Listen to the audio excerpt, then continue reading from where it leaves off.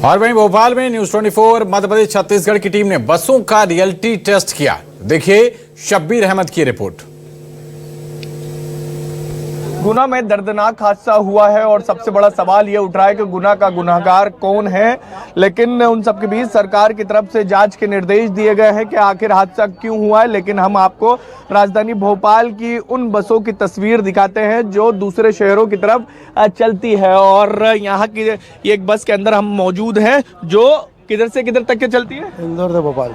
इंदौर से भोपाल। इंदौर से भोपाल के लिए ये बस चलती है और यहाँ पर बड़ी संख्या में लोग इंदौर से भोपाल और भोपाल से इंदौर इस बसों में सवार होकर पहुँचते हैं। इन बसों में तो तमाम सुविधाएं हैं। अगर किसी तरीके का हादसा होता है तो बाकायदा 2-3 एग्जिट पीछे से भी दिए गए हैं और फायर सेफ्टी की भी पूरी व्यवस्थाएं इन बसों में की गई है। लेकिन एक चीज और देखने में आती है कि भोपाल, इंदौर और जबलपुर और ग्वालियर से चलने वाली बसें तो काफी ठीक ठाक रहती है। यहाँ की परमिट हो या फिटनेस की बात की जाए, लेकिन जो छोटे शहरों से चलती है बसें उनमें फिटनेस और दूसरी जो चीजें रहती हैं जिसमें सुविधाएं रहनी चाहिए वो सुविधाएं नहीं रहती, उसके कारण हादसे होते हैं। मेरे साथ ड्राइवर मौजूद है, उन्हीं से बातचीत करते हैं। सर, गुना में दर्दनाक हादसा हुआ, आपकी बस की बात करें या बाकी बसों की बात करें, अगर हादसा होता है तो किस तरीके से यात्री अपने आप को बचे, क्या कुछ व्यवस्थाएं रहती है? इस गाड़ी में 4 गेट है, फायर वगैरह सब कंप्लीट है पूरा। कुछ भी हादसा होता है तो उसके लिए हम चारों साइड के गेट खोल देते हैं। 4 गेट है, 2 इस साइड में, 2 इस साइड के। लेकिन कई बसें हम फायर वगैरह पूरा हम कंप्लीट। लेकिन कई बसें हम देखते हैं कि जहां पर इस तरीके की सुविधाएं नहीं रहती हैं और हादसे हो जाते हैं। जैसे कल हादसा हुआ, लोगों को कांच तोड़कर निकालना पड़ा बाहर। नहीं, वो क्या है, उन गाड़ी में, छोटी गाड़ी में गेट एक रहता है और इन गाड़ी में 4 गेट है। इमरजेंसी गेट है, ये गेट है और 2 गेट आगे साइड में है।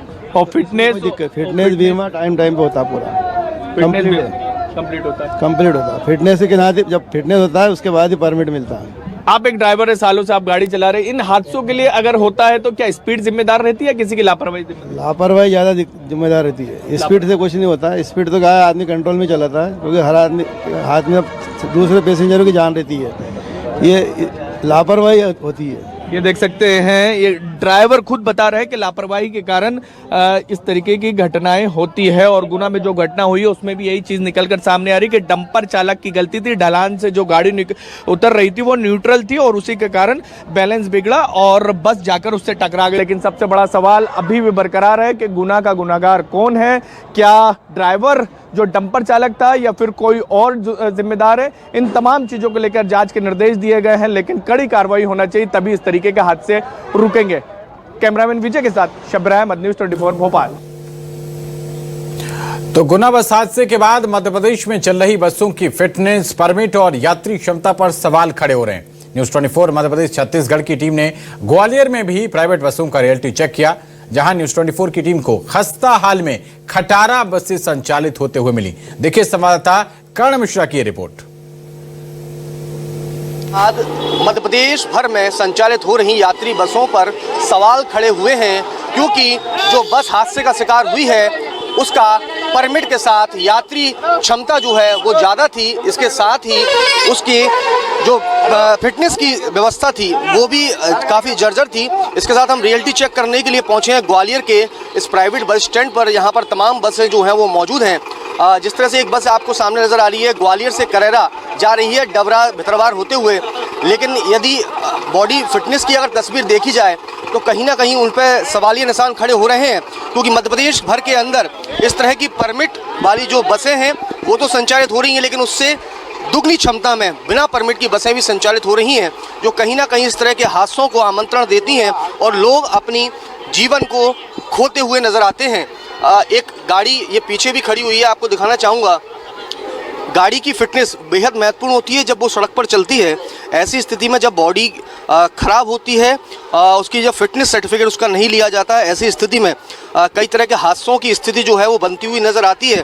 और ऐसी तमाम बसें जो हैं वो ग्वालियर खासकर ग्रामीण अंचल में जो हैं वो संचालित हो रही हैं। सबसे मुख्य बात यह है कि यहाँ पर जिस तरह से जो लोग इन बसों को संचालित कर रहे हैं उनकी जिम्मेदारी बनती है कि बाकायदा रूट के लिए परमिट होना चाहिए, बॉडी फिटनेस होना चाहिए। इसके अलावा यात्री क्षमता का विशेष रूप से ध्यान रखना भी जरूरी होता है। इस खड़ी बस के अंदर हम सबसे पहले चलते हैं, आपको बताने की कोशिश करते हैं कि एक बस के अंदर जो व्यवस्थाएं होनी चाहिए, विशेष रूप से जब यात्री इसमें सफ़र करते हैं तो ऐसे में फास्टेड बॉक्स होना चाहिए, वो यहाँ नहीं है।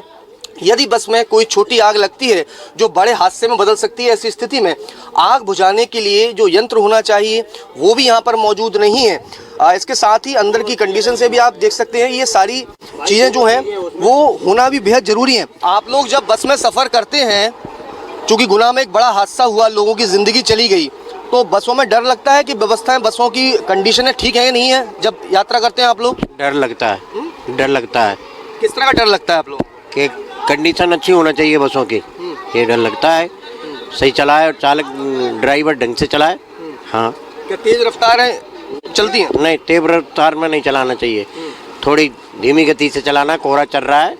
हाँ, कोहरा चल रहा है, धीमी गति से चलाना बेहद ज़रूरी होती है। और देखिए बिल्कुल साफ तौर पर जो तस्वीर ग्वालियर के प्राइवेट बस स्टैंड पर नज़र आई है वो कहीं ना कहीं सीधे तौर पर सवाल खड़े करती है कि जो जिम्मेदार हैं इस व्यवस्था को मजबूती देने के लिए, आखिर वो जिम्मेदार क्यों मौन बैठे हुए हैं और आखिर कब इन तस्वीरों पर लगाम लगेगी, कसावट आएगी और लोगों की ज़िंदगी के साथ खिलवाड़ कब तक रुकता है। कैमरा पर्सन मनोज के साथ करण मिश्रा, न्यूज़ 24।